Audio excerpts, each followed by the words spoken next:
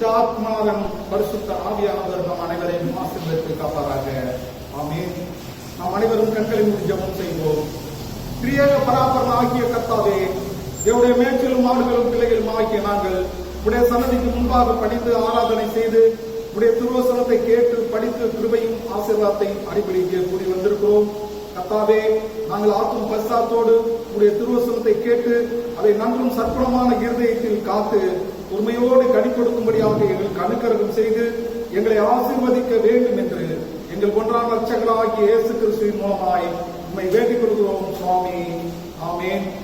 இந்த நாளிலே குறிக்கப்பட்டிருக்கிற ஆராதனைக்கு ஆரம்பமாக கீர்த்தனையில் 186 மகிழ்வோம் மகிழ்வோம் தினமாக மகிழ்வோம்.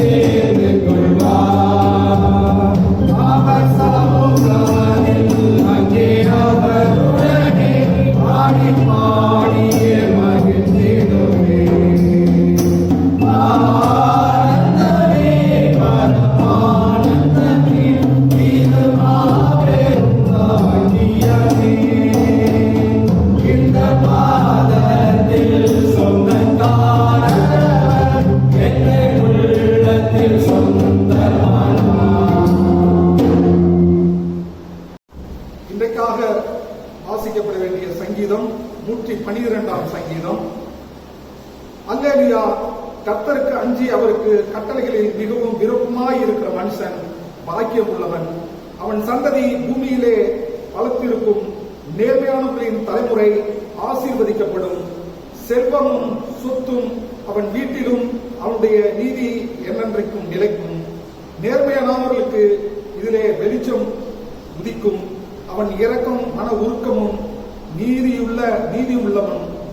இறங்கி கடன் கொடுத்து தன் காரியங்களை நியாயமான நடப்பிக்கிற மனுஷன் நன்மையை பெறுவான். அவன் என்றென்றைக்கும் அசைக்கப்படாது இருப்பான். நீதிமான் என்றும் நிலைக்கப்படுவான். கெட்ட செய்தியை கேட்கிறதினால் அச்சப்படாமல் அவன் இருதயம் கர்த்தரை நம்பி திடனாய் இருக்கும். அவன் இருதயம் உறுதியாய் இருக்கும்.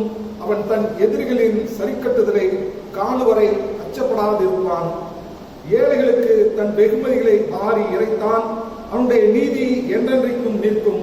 அவன் கொம்பு மகிமையால் உயர்த்தப்படும். தீயவன் அதை கண்டு மனம் மடிவாகி தன் பற்களை கடித்து கரைந்து போவான். தீயவருக்கு ஆசை அழியும் என்பதுவே. பிதாவுக்கும் குமாரனுக்கும் பரிசுத்தாவிக்கும் மகிமை உண்டாவதாக. ஆதியிலும் இப்போதும் சதா காலங்களிலும் இருக்கிறதே. ஆமென். நம்முடைய பிதாவாகிய கடவுளிடமிருந்தும் ஆண்டவராகிய இயேசு கிறிஸ்துவிடமிருந்தும் உங்கள் அனைவருக்கும் கிருபையும் சமாதானமும் பெருகிறது. ஆமென். திருத்தேவ பண்டிகைக்கு பின்வருகிற 13ஆம் ஞாயிற்றுக்கிழமை ஆகிய இந்த நாளில நம்முடைய தியானத்திற்கென்று நாம் தெரிந்து கொண்ட வேத பகுதி, அது சங்கீதங்களின் புஸ்தகம் 112ஆம் சங்கீதம் வசனங்கள் 1 முதல் 10 வரை வாசித்து அதன் பேரிலே நாம் தியானம் செய்யலாம். சங்கீதம் 112ஆம் அதிகாரம் 1 முதல் 10 வரை. அல்லேலூயா! கர்த்தருக்கு பயந்து அவருடைய கட்டளைகளில் மிகவும் பிரியமாய் இருக்கிற மனுஷன் பாக்கியவான். அவன் சந்ததி பூமியின் பலத்திற்கும். செம்மையானவர்களின் வம்சம் ஆசீர்வதிக்கப்படும். ஆஸ்தியும் ஐஸ்வர்யமும் அவன் வீட்டில் இருக்கும். அவனுடைய நீதி என்றென்றைக்கும் நிற்கும். செம்மையானவர்களுக்கு இருளிலே வெளிச்சம் உதிக்கும். அவன் இரக்கமும் மன உருக்கமும் நீதி உள்ளவன். இறங்கி கடன் கொடுத்து தன் காரியங்களை நியாயமானபடி நடப்பிக்கிற மனுஷன் பாக்கியவான். அவன் என்றென்றைக்கும் அசைக்கப்படாதிருப்பான். நீதிமான் நித்திய கீர்த்தி உள்ளவன். உற்செய்தியை கேட்டதினால் பயப்படான். அவன் இருதயம் கர்த்தரை நம்பி இடனாயிருக்கும். அவன் இருதயம் உறுதியாயிருக்கும். அவன் தன் சத்துருக்களின் சரிக்கட்டுதலை காணும் மட்டும் பயப்படாதிருப்பான். வாரி இறைத்தான், ஏழைகளுக்கு கொடுத்தான். அவனுடைய நீதி என்றென்றைக்கும் நிற்கும். அவன் கொம்பு மகிமையாய் உயர்த்தப்படும். துன்மார்க்கன் அதை கண்டு மனவடிவாகி தன் பற்களை கடித்து கரைந்து போவான். துன்மார்க்கனுடைய ஆசை அழியும் என்பதுவே. கிறிஸ்துவுக்குள் அன்பானவர்களே, இந்த நாளுடைய செய்தி கர்த்தருக்கு பயப்படுங்கள். கர்த்தருக்கு பயப்படுகிற பொழுதுதான் நம்முடைய பாவங்கள் நம்மை விட்டு விலகும். வேறு எந்த ஒரு பாவமும் நம்மை அணுகாது, நெருங்காது. இன்று அநேகர் உலகத்திலே துணிகரமான பாவம் செய்கிறார்கள். கர்த்தருக்கு பயப்படாது இருக்கிறார்கள். நம்மை காண்கிற தேவன் ஒருவர் உண்டு. அவர் நீதியுள்ள நியாயாதிபதி. நமக்கு நம் செயல்களுக்கு தக்க நியாயத்திற்கு உண்டு. அவர் முன்பு நான் ஒரு நாள் நிற்க வேண்டும் என்ற எண்ணமும் நினைவும் எச்சரிப்பும் யாருக்கும் இருப்பதில்லை. ஒவ்வொரு மனிதனின் வாழ்விலும் 2 பகுதிகள் உண்டு. ஒன்று அந்தரங்க பகுதி, இன்னொன்று வெளியரங்கமான பகுதி. அந்தரங்க பகுதியில் மனிதன் கடவுளுக்கு பயந்து வாழ்வாரானால் அவன் உண்மையாகவே ஆசீர்வதிக்கப்படுவான். உண்மையாகவே ஆசீர்வதிக்கப்படுவான்.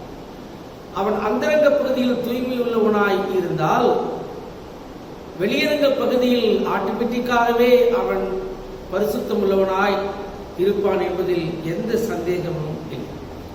இன்றைய நாளினுடைய செய்தியை 3 தலைப்புகளிலே சிந்தித்து நாம் கடந்து செல்லலாம். ஒன்று, கர்த்தருக்கு பயந்து அவருடைய கட்டளைகளில் பிரியமாய் இருங்கள். இரண்டாவது செய்தி, செம்மையானவர்கள் ஆசீர்வதிக்கப்படுவார்கள். மூன்றாவது, துன்மார்க்கர் மடிந்து போவார். கர்த்தருக்கு பயந்து அவர் கட்டளைகளில் பிரியமாயிருங்கள் என்று முதலாவது செய்தியை நாம் பார்க்கலாம். 112ஆம் சங்கீதத்தின் 1ஆம் வசனம் இப்படியாய் சொல்கிறது, கர்த்தருக்கு பயந்து அவருடைய கட்டளைகளில் மிகவும் பிரியமாயிருக்கிற மனுஷன் பாக்கியம். கர்த்தருக்கு பயப்படுகிற பயம்தான் ஒரு மனிதனுக்கு ஆசீர்வாதங்களை கொண்டு வருகிறது என்று நாம் பார்க்கிறோம். கடவுள் நம்மை குறித்து சாட்சி கொடுக்க வேண்டும், நாம் எப்படிப்பட்டவர்கள் என்று. சாத்தான் வந்து ஆண்டவரிடத்தில், இந்த மனுஷனை நான் சோதிக்கப் போகிறேன், இவனுக்கு நான் அநேக உபத்திரங்களை கொடுக்கப் போகிறேன் என்று சொல்வானால், அப்பொழுது ஆண்டவர் நம்மை குறித்து என்ன சொல்லுவார்? ஐயோ, எனக்கு பயப்படுகிற மனுஷன் ஆயிற்று, எனக்கு பிரியமுள்ள மனுஷன் ஆயிற்று, இவன் மீதா உன் கண் பட்டது என்று ஆண்டவர் சொல்லுகிறானால், அவர் சொல்லுகிறவரானால் நாம் கடவுளுக்கு பயந்து வாழ்கிறோம் என்பதாக அர்த்தம். யோபுவை குறித்து குறித்து ஆண்டவர் என்ன சொன்னார்? யோபு கர்த்தருக்கு பயந்தவன் என்று சொன்னார். கர்த்தருக்கு பயந்தவன், அவன் உத்தமன், சன்மார்க்கன், தேவனுக்கு பயந்தவன், பொல்லாங்குக்கு விலகுகிறவன், இவனை போல உலகில் யாரும் இல்லை என்று ஆண்டவர் சொன்னாரே. அப்படியானால் இன்றைக்கு நாம் என்ன செய்ய வேண்டும்? வேதம் முழுவதும் என்ன செய்தி நமக்கு கொடுக்கப்படுகிறது? கர்த்தருக்கு பயந்து அவர் வழிகளில் நடக்க வேண்டும் என்பதுதான் வேதத்தினுடைய செய்தி. எச்சரிப்பும் அதுதான். கர்த்தருடைய கட்டளைகளில் வழி நடக்கிறவர்கள் தான் நல்லவர்கள், பாக்கியவான்கள், யோக்கியன்கள், பரிசுத்தவான்கள், பக்திமான்கள் என்று சொல்லி ஆண்டவர் ஏற்றுக்கொண்டார். இதைத்தான் யோபுக்கு கொடுத்த சாட்சி. கர்த்தருக்கு பயப்படுகிற மனுஷன் என்று மாத்திரம் சொல்லவில்லை, அவன் சன்மார்க்கன் என்று சொன்னார், அவன் உத்தமன் என்று சொன்னார், தேவனுக்கு பயந்தவன், அவன் பொல்லாப்புக்கு விலகுகிறவன், இவனை போல உலகில் ஒரு மனுஷனும் இல்லை என்று சொல்லி ஆண்டவர் ஒரு சான்று கொடுக்கிறார். அந்த சான்றுதான் மனிதனுடைய வாழ்க்கையில முக்கியமான சான்றாய் இருக்க வேண்டும். அதைத்தான் தாவீது கூட ஒரு ஆலோசனை கொடுக்கிறான். துன்மார்க்குடைய ஆலோசனையில நடக்காமல் இருங்கள், பாவிகளுடைய வழியில நில்லாமல் இருங்கள், பரியாசக்காரர் உட்காரும் இடத்தில் உட்காராதிருங்கள் என்று சொல்லிவிட்டு என்ன சொல்கிறார்? நீங்கள் கர்த்தருடைய வேதத்தில் பிரியமாயிருந்தால், கர்த்தருடைய வேதத்துக்கு நீங்கள் பயந்திருந்தால், வார்த்தைகளுக்கு எச்சரிப்போடு நீங்கள் இருந்தால், நீங்கள் யார்? நீங்கள் பாக்கியவானாயிருப்பீர்கள், பாக்கியவானாயிருப்பீர்கள் என்று ஆண்டவர் சொல்லி சங்கீதம் 1:2 அப்படியாய் சொல்கிறார். இன்றைக்கு நாமும் கூட நம்முடைய வாழ்க்கையில கர்த்தருக்கு பயப்படுகிற பிள்ளைகளாய் ஒவ்வொரு செயலையும் இது கர்த்தருக்கு உகந்ததா, ஏற்றதா, அல்லது நன்மையானதா, ஆண்டவருக்கு பிரியமானதா, என்னுடைய ஞாபக புஸ்தகத்திலே, ஜீவ புஸ்தகத்திலே குறிக்கப்படுகிற வார்த்தைகளா என்றெல்லாம் யோசித்து மனிதன் ஒவ்வொரு நாளும் செயல்பட வேண்டியவனாகவே காணப்படுகிறான். ஆதியாகமம் 22ஆம் அதிகாரத்திலே 12ஆம் வசனம் கர்த்தர் சாட்சி கொடுக்கிறார் ஆபிரகாமை குறித்து. தேவனுக்கு பயப்படுகிறவன் என்று சொல்கிறார். ஆபிரகாமை குறித்த சாட்சி என்ன? ஆதியாகமம் 22:12 ஆபிரகாம் தேவனுக்கு பயப்படுகிற மனுஷன் என்று சாட்சி கொடுக்கிறார். அப்படியானால் தேவனுக்கு பயப்படுகிற ஆபிரகாம் எப்படி இருந்தான் என்று நீங்கள் கேட்டு பாருங்கள். விசுவாசத்தின் தந்தை என்று அழைக்கப்படுகிற அளவிற்கு, முற்பிதாக்களில் முதலானவன் என்று அழைக்கப்படுகிற அளவிற்கு அவனை உயர்த்தி கர்த்தர் பிடித்தான், நிறைவான ஆசீர்வாதத்தை கொடுத்தான். அவன் சந்ததிதான் சொல்லி முற்பிதாக்கள் ஆபிரகாம், ஈசாக்கு, யாக்கோபினுடைய பிதாவே என்று இயேசுவை அழைக்கிற அளவிற்கு அவருடைய சந்ததி ஆசீர்வதிக்கப்பட்ட ஒரு சந்ததியாய் இருந்ததை நாம் பார்த்தோம். அது மாத்திரமல்ல, பிரசங்கியின் புஸ்தகத்தில் 12ஆம் அதிகாரத்தில் 13ஆம் வசனம் சொல்லுகிறது, தேவனுக்கு பயந்து அவர் கற்பனைகளை கைக்கொள், அது எல்லா மனுஷர் மேலும் விழுந்த கடமை. நான் கிறிஸ்தவன் என்று சொல்லிக் கொள்கிறேனா? நான் ஞானஸ்தானம் பெற்றுக்கொண்டேன் என்று நான் சொல்லிக் கொள்கிறேனா? அது எப்படிப்பட்ட ஞானஸ்தானமானாலும் சரி, அது தெளிப்பானாலும் சரி, மூழ்கினாலும் சரி, எப்படிப்பட்ட ஞானஸ்தானம் இருந்தாலும் நான் ஞானஸ்தானம் எடுத்தவன் என்று பெருமை பாராட்டிக் கொள்கிறேன். நான் முதலாவது தேவனுக்கு பயந்து நடக்கிற மனுஷனாய், தேவனுடைய பார்வையில் நான் தள்ளப்பட்டு போகாதபடி ஆசீர்வதிக்கப்பட்ட ஒரு பாத்திரமாய் இந்த உலகத்தில் வாழ்கிற ஒரு மனுஷனாய் இருக்க தேவனுக்கு பயப்படுவது அவசியமாய் இருக்கிறது என்று நாம் பார்க்கிறோம். கிறிஸ்துவுக்குள் அன்பானவர்களே, எல்லோரும் சொல்லுவார்கள் அமெரிக்க ஐக்கிய தேசம் ஆசீர்வாதமான ஒரு தேசம் என்று சொல்லி எல்லாரும் அங்கே போக இன்றைக்கும் கூட அநேகர் விரும்புவார். சென்னையில அண்ணா பாலத்திற்கும் கிழக்கான அந்த சர்ச் ரோட்ல பார்த்தால் அமெரிக்காவுடைய எம்பசி இருக்கிறது. அங்கு விடிய விடிய படுத்து கிடக்கிறவர்கள், தூங்காமல் பெட்டி வைத்துக் கொண்டு சர்டிபிகேட்டை வைத்துக் கொண்டு படுத்திருக்கிற கூட்டத்துக்கு போலீஸே அங்க 100 பேர் நின்றுட்டு இருக்கிறாங்க. அந்த அளவுக்கு ஆசீர்வாதமான ஒரு தேசம் என்று சொல்லுகிறோம். அந்த தேசத்தில் உள்ள மக்களுக்கெல்லாம் கடவுள் பயம் இல்லை, கடவுள் பயம் இல்லாதிருந்தது.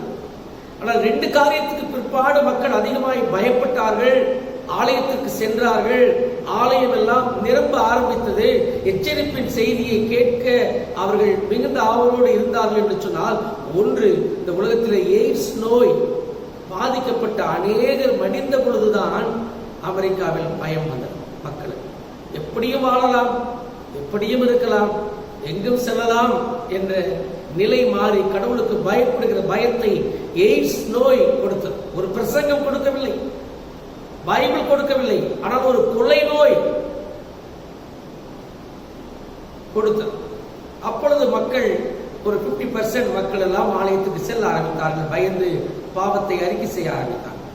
இரண்டாவது காரியம், 2011ஆம் ஆண்டு அந்த ட்வின் டவர் தீவிரவாதிகளால் ஏரோப்ளேன் வழியாய் தகர்க்கப்பட்ட பொழுது அமெரிக்க மக்கள் அதிர்ந்து போனார்கள். இரண்டாவது எச்சரிப்பு, ஊழியர்கள் எல்லாம் அன்றைக்கு சொன்ன வார்த்தை எய்ட்ஸ் நோய் முதல் எச்சரிப்பு, இந்த டவர் இடிந்தது மக்களுக்கு இரண்டாவது எச்சரிப்பு என்று சொன்ன பொழுது ஆலயங்கள் எல்லாம் நிரம்ப ஆரம்பித்தது. நிரம்பின என்று சொல்லுகிறார். அப்படியானால் இன்றைக்கு பயம் எந்த சூழ்நிலையில் வந்தாலும் சரி, நாம் செய்கிற காரியங்கள் கடவுளுக்கு பிரியமானதாய் இருக்க வேண்டும் என்பதை உணர்ந்து பயத்தோடு நடுக்கத்தோடு கர்த்தருக்கு முன்பாக நாம் நிற்க வேண்டும் என்பதை கர்த்தர் உங்களுக்கும் எனக்கும் அறிவுறுத்துகிறார். எனவே அதை தான் வேதம் சொல்கிறது, பயத்துடனே அல்லது நடுக்கத்துடனே கர்த்தரை சேவியுங்கள். கர்த்தரை ஆராதிப்பதற்கு ஒரு பயம் இருக்க வேண்டும், அலட்சியப்படுத்தக்கூடாத ஆராதனையில் ஒரு பயம், ஒரு பக்தி, ஒரு பரவசம் இருக்க வேண்டும், அலட்சியப்படுத்தக்கூடாது. அப்படியானால் இன்றைக்கு நீங்கள் நானும் கூட ஆண்டவருக்கு முன்பாக பயம் கொண்ட பிள்ளைகளா, பயத்தோடு கூட ஆண்டவரை காணுகிற பிள்ளைகளா, வேதத்திற்கு பயந்து வேத வார்த்தைகளுக்கு பயந்து வாழ்ந்து ஆண்டவருக்கு முன்பாக நாம் ஆசீர்வதிக்கப்பட கர்த்தர் உங்களையும் என்னையும் அழைக்கிறார். இரண்டாவது காரியம், அதே சங்கீதங்களின் புத்தகம் 112ஆம் சங்கீதம் 2 முதல் 9 வரைக்கும் இருக்கிற வசனத்தை வாசிப்பீர்களானால் வேதம் என்ன சொல்கிறது, கர்த்தருடைய வார்த்தையின்படியும் கட்டளையின்படியும் நடக்கிறவர்களுக்கு, கர்த்தருக்கு பயப்படுகிறவர்களுக்கு புதிய பெயரை கர்த்தர் கொடுக்கிறார். அப்படி பயந்திருக்கிற பிள்ளைகளுக்கு ஆண்டவர் ஒரு புதிய பெயரை கொடுக்கிறார். என்னவென்று கேட்டால் அது செம்மையானவர்கள். ஆங்கிலத்தில் அப்ரைட்ஸ் என்று சொல்வார். செம்மையானவர்கள் என்ற பட்டத்தை ஆண்டவர் கொடுக்கிறார். மீகா தீர்க்கதரிசி புத்தகம் 2ஆம் அதிகாரத்தின் 7ஆம் வசனம் சொல்கிறது, செம்மையாய் நடக்கிறவர்களுக்கு என் வார்த்தை நன்மை செய்யாதோ? கர்த்தருக்கு பயந்து வாழ்கிற ஒரு கிறிஸ்தவனுக்கு என் வார்த்தையின் வழியாய் உனக்கு நன்மை கிடைக்காதோ? நீ ஆசீர்வதிக்கப்பட மாட்டாயோ? நீ ஆசீர்வாதமாய் வாழ மாட்டாயோ என்ற பெரிய கேள்வியை இங்கே மீகா தீர்க்கன் கேட்கிறான். நீ பயந்து நடந்தால் உனக்கு ஆசீர்வாதம் தான், நீ பயந்து நடந்தால் உன் வாழ்க்கை உனக்கு நன்மைதான் என்பதை அப்படி சொல்லுகிறதை நாம் பார்க்கலாம். கர்த்தர் மனிதனை படைத்த பொழுது எப்படி படைத்தார்?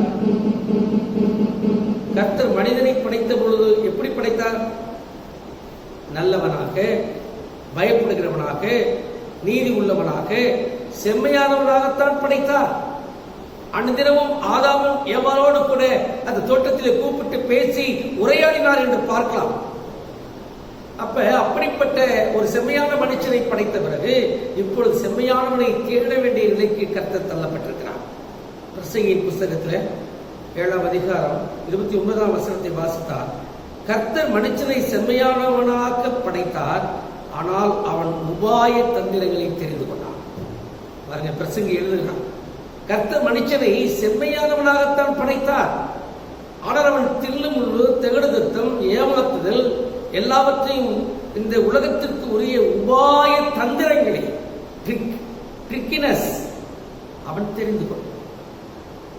அப்படியானால் கர்த்தருக்கு பயந்து நடக்கிற பொழுதுதான் அவன் ஆசீர்வதிக்கப்படுவான். கர்த்தர் சொல்லுகிறார், முதலாவது காரியம் 112ஆம் சங்கீதத்தின் 2ஆம் வசனத்தில், செம்மையானவர்களின் சந்ததி வம்சம் ஆசீர்வதிக்கப்படும், செம்மையானவர்களின் சந்ததி பூமியில் பலத்திருக்கும். எந்த சந்ததி செம்மையான ஒரு பெற்றோருக்கு பிறந்திருக்கிறதோ அந்த சந்ததி வெளி விலகாமல் அப்படியே செம்மையானவர்களாகவே இந்த உலகத்தில் பலத்திருக்கும் என்று ஆண்டவர் ஆசீர்வதிக்கிறார்.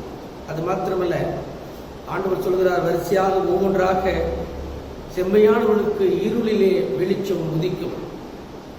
செம்மையானவர்களுடைய வீட்டிலே இருள் இருந்தால் அது வெளிச்சத்தில் வெளிச்சம் கொடுக்கப்படும், உன் வீடு வெளிச்சமாக்கப்படும். அது மாத்திரமல்ல, அந்த வீட்டில் ஆஸ்தியும் ஐஸ்வர்யமும் தங்கும். செம்மையானவர்கள் வீட்டிலே ஆஸ்தியும் ஐஸ்வர்யமும் தங்கும். திருட்டு போகாது, கொள்ளை போகாது, காணாமல் போகாது. அப்படியே வீட்டிலே நீங்கள் கிடைக்கிற வண்ணமாய் வைக்கிற வண்ணமா அது இருக்கும் என்று சொல்கிறார். அது மாத்திரமல்ல, செம்மையானவருடைய நீதி உயர்த்தப்படும். செம்மையானவருடைய நீதி உயர்த்தப்படும். அவன் நீதி என்றென்றைக்கும் நிற்கும். அவனுக்கு அநீதியே இல்லை, அநீதி கிடையாது. அதைத்தான் ஆண்டவர் சொல்லுகிறார் 115ஆம் சங்கீதத்தின் 13ஆம் வசனத்துல, கர்த்தருக்கு பயப்படுகிற பெரியோர் சிறியோர் எல்லாரையும் கர்த்தர் ஆசீர்வதிக்கிறார். ஏதோ கர்த்தருக்கு பயப்படுகிற 100 வயசு ஆள் அல்ல, 50 வயசு மனுஷனை அல்ல, 25 வயசு வாலிபனை அல்ல, 5 வயது பிள்ளையை கூட, குடும்பத்தையே கர்த்தர் பிள்ளைகளையும் பெற்றோரையும் அண்ணனையும் தங்கையையும் அப்பாவையும் அம்மாவையும் தாத்தாவையும் பாட்டியையும் கூட பேரனையும் பேத்தியும் கூட தேவன் ஆசீர்வதிக்க சித்தம் கொண்டிருக்கிறார் என்று சொல்லி சங்கீதக்காரன் அப்படியா எழுதுகிறார். அது மாத்திரமல்ல, ஆதியாகமம் 22:17-18 சொல்கிறது, தேவனுக்கு பயந்த ஆபிரகாமை கர்த்தர் ஆசீர்வதித்தார் என்று சொன்னால் 3 ஆசீர்வாதங்களை கர்த்தர் கொடுத்தார். நீங்களும் நானும் கூட ஆபிரகாமை போல கர்த்தருக்கு பயந்தால், பயந்து நடந்தால், பயந்து வாழ்ந்தால், பயந்து இருந்தால் 3 ஆசீர்வாதங்களை கொடுப்பார். ஒன்று, உன் சந்ததி வானத்து நட்சத்திரங்களை போல பெருகும். இரண்டாவது, உன் சந்ததி கடற்கரை மணலை போல இருக்கும். மூன்றாவது, பூமியில் உள்ள சகல ஜாதிகளிலும் நீ ஆசீர்வதிக்கப்பட்டிருப்பார் என்று சொன்னால் குறைவில்லாத ஆசீர்வாதம், நிறைவான ஆசீர்வாதத்தை கர்த்தர் கொடுக்க சித்தமுள்ளவராக இருக்கிறார். அதைத்தான் சங்கீதங்களின் புத்தகம் 34ஆம் சங்கீதத்தின் 9ஆம் வசனம் சொல்கிறது, கர்த்தருக்கு பயப்படுகிறவருக்கு ஒரு குறையும் இல்லை. பலசாலியாயிருக்கிற அல்லது காட்டுக்கே ராஜாவாயிருக்கிற சிங்க குட்டிகள் வேண்டுமானால் தாழ்ச்சி அடைந்து பட்டினியாயிருக்கலாம். ஆனால் கர்த்தரை தேடுகிறவர்களுக்கோ, கர்த்தரை ஆராதிக்கிறவர்களுக்கோ, கர்த்தருடைய நாமத்துக்கு பயப்படுகிறவர்களுக்கோ ஒரு குறைவும் இல்லை என்பதை மிக தெளிவாக சொல்லுகிறதை பார்க்கலாம். அது மாத்திரம் சொல்லி ஆண்டவர் முடிக்கல. 128ஆம் சங்கீதத்துல 2:6 சொல்லுகிறது, நீ உன் கைகளின் பிரயாசத்தை சாப்பிடுவாய். அதில் 1ஆவது ஆரம்பிக்கிறதுக்கு கர்த்தருக்கு பயந்து நடக்கிறவன் எவனோ அவன் பாக்கியவான் அப்படின்னு ஆரம்பிச்சு, உன் கைகளின் பிரயாசத்தை நீ சாப்பிடுவாய்.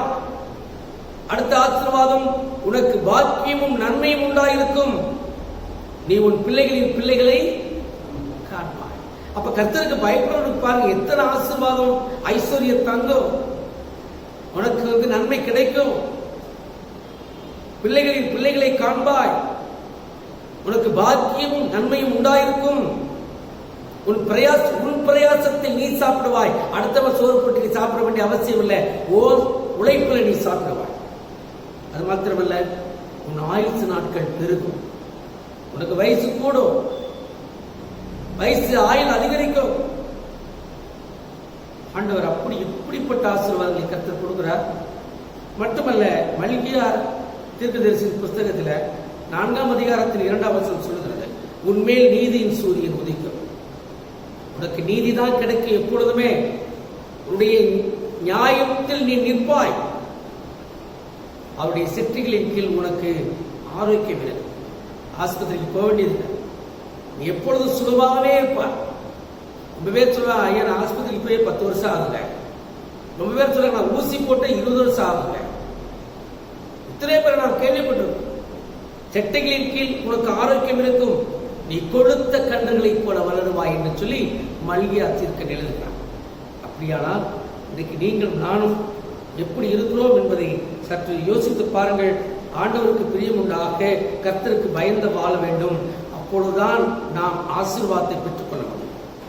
கர்த்தாவே உமது கூடாரத்தில் தங்கி வாழ்பவன் யார், குடியிருப்பவன் யார், உத்தமராய் தீனம் நடந்து நீதியிலே நிலை நிற்பவன், உத்தமராய் தீனம் நடந்து நீதியிலே நிலை நிற்பவன், மனதா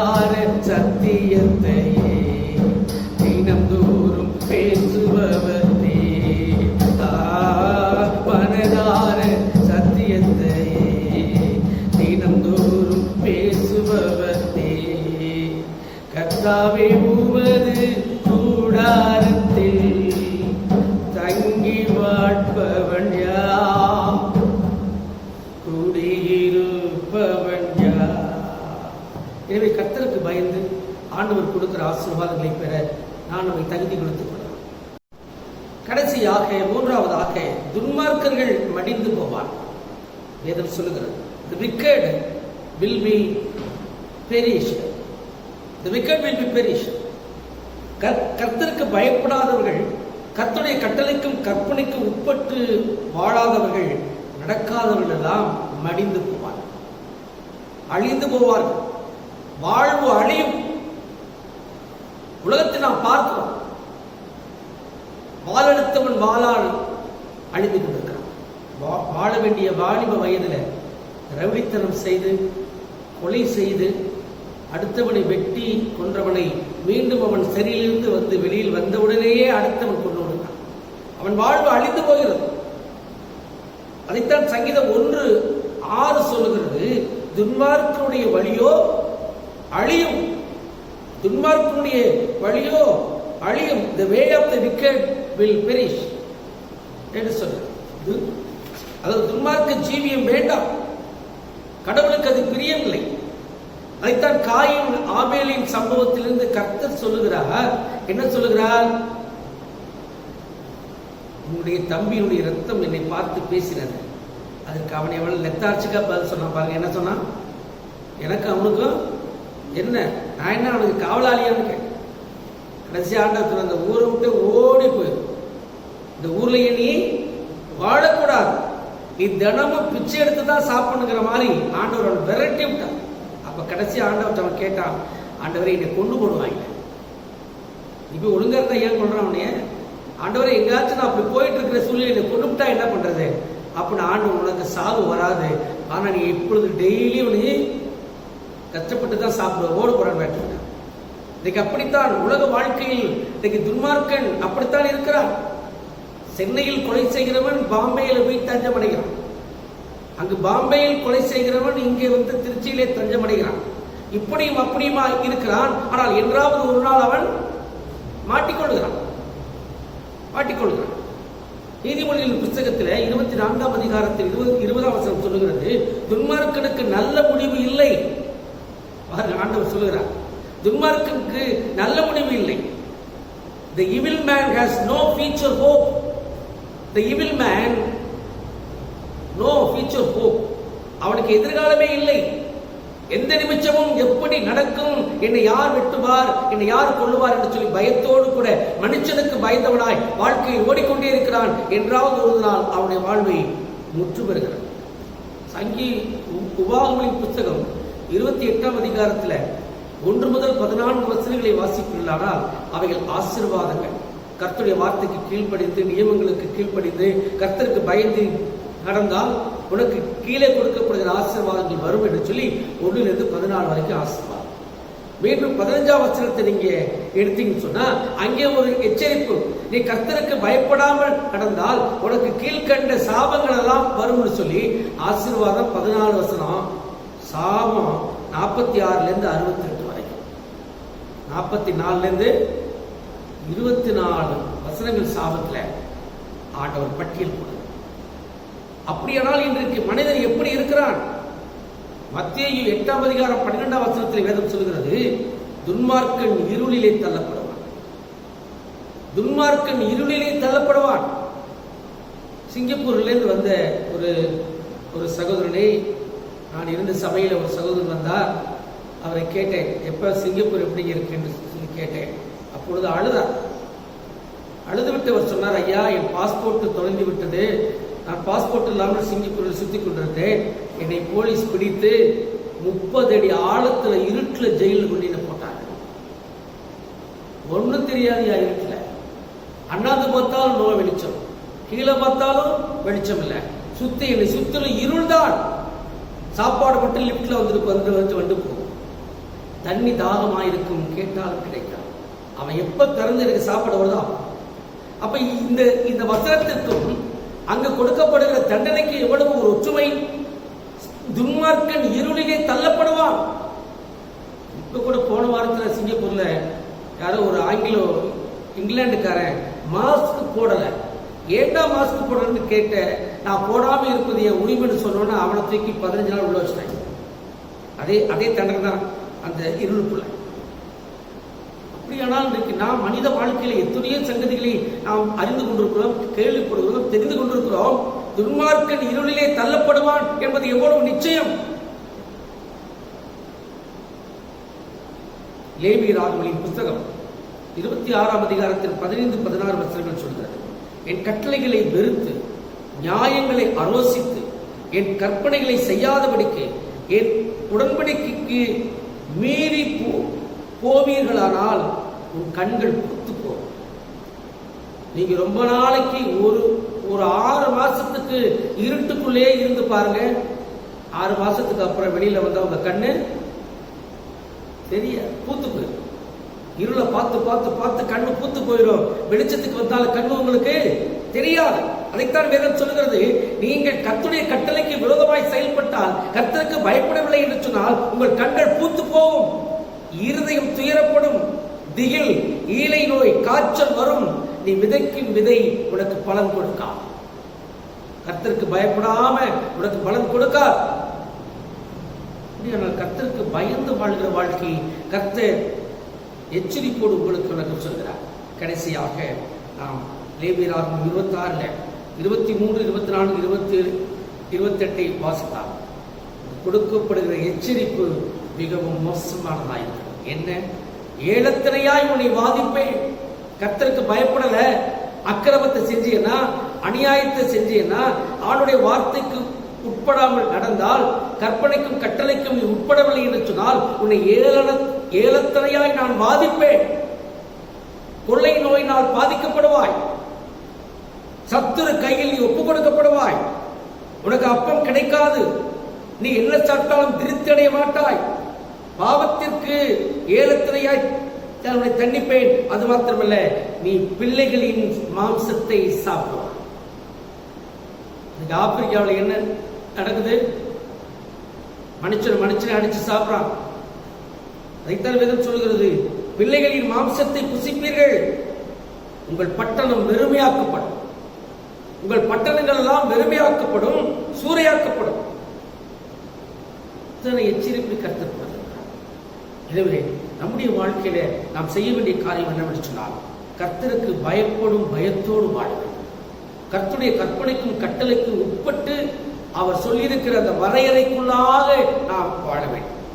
கர்த்தருடைய கட்டளையின்படி நடக்கிற மனம் நமக்கு இருக்க வேண்டும். இந்த பயம், எதை செய்தாலும், எதை பேசினாலும், எதை சிந்தித்தாலும் கடவுளுக்கு பயப்படுகிற பயம் இருக்க வேண்டும். பயந்து நடந்தால் இந்த உலகத்தில் நீ ஆசீர்வாதமாயிருப்பாய். பயப்படாமல் இருந்தாய், கர்த்தர் உன்னை துன்மார்க்க ஜீவியத்தை வைத்து அழித்துக் கொள்வார். வாழ்வா சாபா, ஆசீர்வாதமா சாபமா, வெளிச்சமா இருளா, இப்படிப்பட்ட சிந்தனைக்குள்ளாக நாம் யோசித்துக் கொள்வோம்.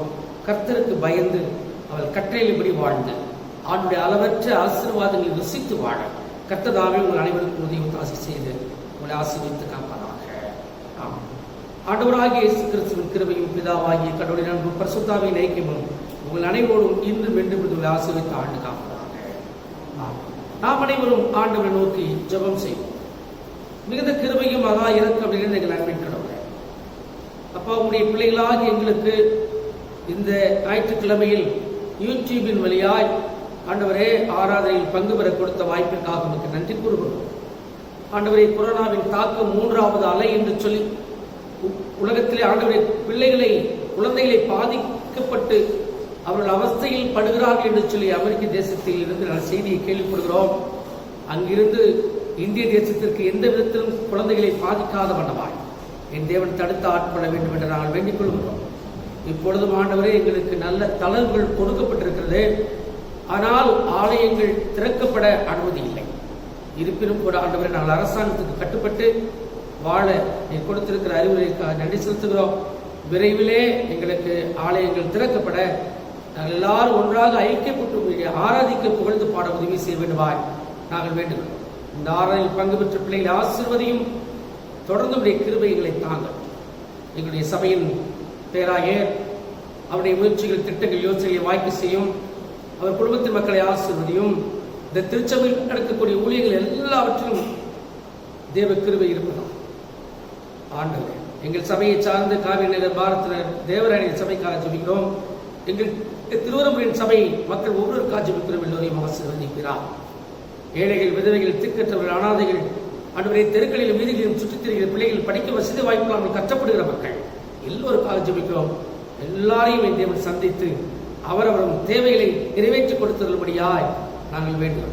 தொடர்ந்து நீரே எங்களுக்கு வழியும் வாழ்வும் சத்தியமும் ஜீவனமாயிருந்து காத்துக்கொள்ள வேண்டும் என்று எங்கள் நாதர் இயேசு கிறிஸ்துவின் வழியாக கெஞ்சி கேட்கிறோம். ஜீவனுள்ள நல்ல பிதாவே, ஆமென். நாம் அனைவரும் கர்த்தருடைய ஜெபத்தை சேர்ந்து சொல்லுவோம்.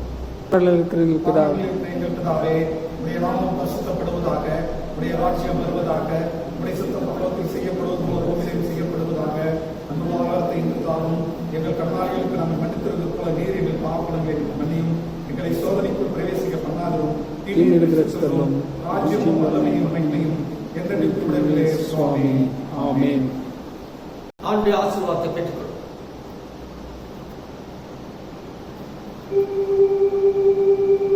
கர்த்தரானவர் உங்களோடு இருப்பாராக.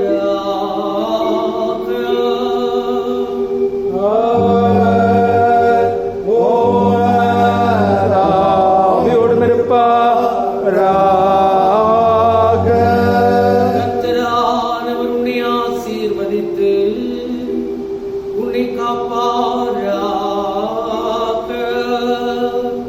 கர்த்தரானவர் தமது திருமுகத்தை உன்மேல் பிரகாசிக்க செய்து உன்னிடம் கிருபை உள்ளவராயிருப்பாராக. கர்த்தரானவர் தமது திருமுகத்தை உனக்கு பிரசன்னமாக்கி உனக்கு சமாதானம் தந்தருள்வாராக.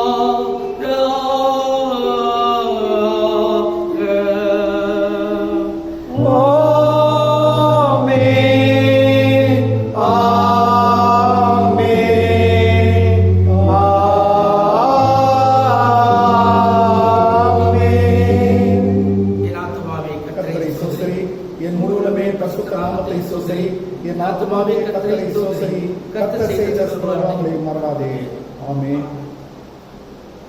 எல்லோருக்கும் அன்பான சபை மக்களே, கொரோனாவின் தாக்கத்தை குறித்து நீங்கள் அலட்சியமாய் இல்லாதபடி அரசாங்கத்தின் அறிவுறுத்தலின்படி நீங்கள் எல்லாரும் மாஸ்க் அணிந்து சானிடைசரை பயன்படுத்தி கைகளை கழுவி சுத்தமாய் இந்த நோய் ஒழியும் வரைக்கும் நாம் அப்படியே இருக்க அழைக்கப்படுகின்றீர்கள். எனவே தொடர்ந்து ஆலயங்கள் திறக்கும் தேதி உங்களுக்கு பின்னர் அறிவிக்கப்படும். அந்த நாளில் நாம் ஆலயத்தில் சந்திப்போம். அதுவரைக்கும் நீங்களும் மக்களுக்காக ஜெபித்துக் கொள்ளுங்கள். நாங்களும் அனைவருக்காக ஜெபித்துக் கொள்கிறோம். கர்த்தர் உங்கள் அனைவரையும் அவர் செட்டிலுக்குள்ளாக வைத்து பாதுகாப்பார்கள்.